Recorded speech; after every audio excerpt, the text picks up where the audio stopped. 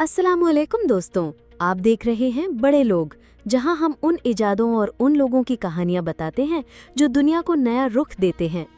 आज हम लेकर आए हैं एक ऐसा एपिसोड जो दो अजीम इजादों का सफ़र बयान करेगा, रेडियो और टेलीविज़न। सबसे पहले बात करते हैं रेडियो की। सोचिए, जब पहली बार इंसानी आवाज़ हवाओं में उतरी और किसी ने दूसरी जगह बैठकर उसे सुना, ये करिश्मा सिर्फ टेक्नोलॉजी का नहीं बल्कि हौसले, सोच और लगन का था। मार्कोनी, टेस्ला और उन जैसे बड़े साइंटिस्ट्स ने रेडियो के जरिए दुनिया को करीब कर दिया। और फिर आई टेलीविज़न। तस्वीर की आवाज़ से मुलाकात हुई, आंखों ने देखा जो कानों ने सुना। फिलो फार्न्सवर्थ से लेकर जॉन लॉगे बेयर्ड तक उन लोगों का जिक्र ज़रूरी है जिन्होंने छोटी सी स्क्रीन को दुनिया का एक झरोखा बना दिया। रेडियो ने आवाज़ दी, टेलीविज़न ने तस्वीर, और दोनों ने मिलकर इंसानी जिंदगी का अंदाज ही बदल दिया। तो चलिए वक्त के सफ़र पर चलते हैं और मिलते हैं उन बड़े लोगों से जिन्होंने इन इजादों के पीछे अपनी ज़िंदगी लगा दी। बड़े लोग, क्योंकि हर इजाद के पीछे छुपा होता है एक बड़ा नाम।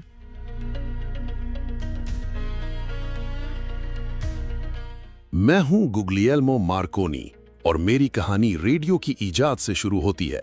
इमेजिन करें 19वीं सदी का इख्तिताम, जब दुनिया में लंबे फासलों तक पैगाम भेजना अभी तक एक ख्वाब था।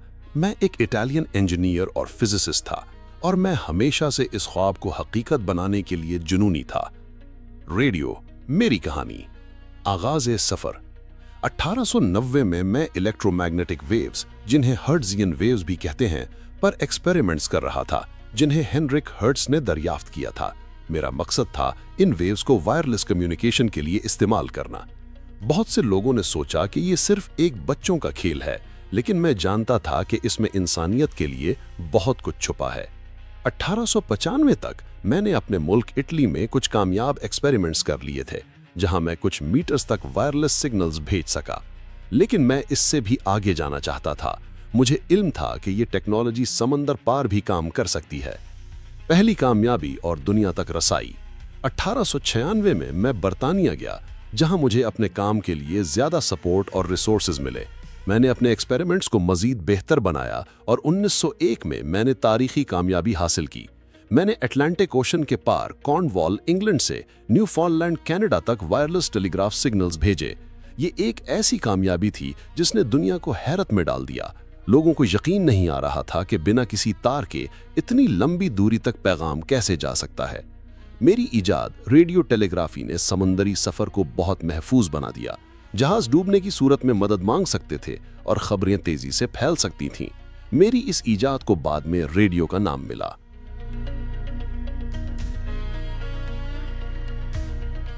मैं हूं जॉन लॉगी बेयर्ड। टेलीविज़न की इजाद का एजाज़ मुझे ही मिलता है। टेलीविज़न को आप रेडियो की बहन भी कह सकते हैं, या बेहतर कह लीजिए बेहतर रूप टेलीविज़न है। टेलीविज़न की कहानी रेडियो के बाद शुरू होती है, जब लोगों ने सोचना शुरू किया कि अगर हम आवाज़ को वायरलेसली भेज सकते हैं तो तस्वीर को क्यों नहीं। पहली तस्वीर और रंग, early days and colour. Television की बुनियाद 1920 में रखी गई, जब जॉन लॉगी बेयर्ड यूके में और फाइलो फार्न्सवर्थ यूएसए में जैसे मुहंदिसों ने तस्वीरों को इलेक्ट्रॉनिक सिग्नल्स में तब्दील करने पर काम किया। 1928 में मैंने पहली बार कलर टेलीविज़न ब्रॉडकास्ट का मुजाहरा किया। शुरू में टेलीविज़न की तस्वीर साफ नहीं थी और सिर्फ सियाही और सफ़ेदी में दिखाई देती थी, लेकिन वो एक शुरुआत थी। आम लोगों तक रसाई, बिकमिंग मेनस्ट्रीम। 1930 तक टेलीविज़न ने अपनी पहली निशानियां दिखाना शुरू कर दी थीं, लेकिन असली बूम 1950 में आया। जब टेलीविज़न ने रंगीन रूप धारण किया तो टेलीविज़न हर घर की ज़रूरत बन गया। लोगों ने टेलीविज़न को खबरें देखने, तफरीह करने और अपनी पसंदीदा कहानियां देखने के लिए इस्तेमाल करना शुरू किया। डिजिटल इनकलाब और अगला कदम, डिजिटल रेवोल्यूशन एंड बियॉन्ड। 20वीं सदी के आखिर और 21वीं सदी के शुरू में टेलीविज़न ने एक नया रूप लिया। एनालॉग से डिजिटल में तब्दील होकर टेलीविज़न तस्वीर और आवाज़ और भी बेहतर हो गई। अब टेलीविज़न सिर्फ एक बॉक्स नहीं, बल्कि स्मार्ट टीवी, एलईडी, ओलेड और 4K जैसी एडवांस टेक्नोलॉजी के साथ आपके पास मौजूद है। आप टेलीविज़न को इंटरनेट से कनेक्ट कर सकते हैं, अपनी पसंद की मूवीज, शोज देख सकते हैं और दुनिया भर से इंटरैक्टिव कंटेंट तक रसाई हासिल कर सकते हैं। दोस्तों, आज का सफर यहीं खत्म होता है। हमने देखा कि किस तरह रेडियो ने दुनिया को आवाज दी और टेलीविजन ने उस आवाज को रूप दिया। लेकिन इन इजादों के पीछे जो लोग थे, वो थे असल बड़े लोग। इन लोगों ने सिर्फ मशीन्स नहीं बनाए, उन्होंने सोचने का अंदाज, जीने का तरीका और दुनिया को देखने का नजरिया बदल दिया। अगर आपको ये एपिसोड पसंद आया हो तो लाइक, शेयर और सब्सक्राइब करना ना भूलिएगा।